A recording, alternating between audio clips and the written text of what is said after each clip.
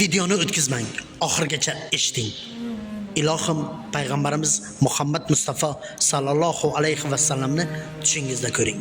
Ilohim ota-onangizni hajlarga jo'natib, hojona qiling. Ilohim aka-uka, opa-singillaringiz bilan mehribon, inoq do'st bo'ling. Eng yaqin qo'shningiz bilan oqibatli bo'ling. Yomon insonlardan ko'nglingiz hazar qilmasin. Yomonlikni ham yaxshiligi bor. Chunki sizni qalbingiz pok.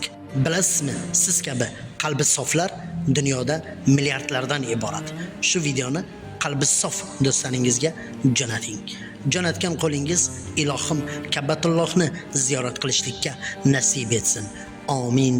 Allohu akbar.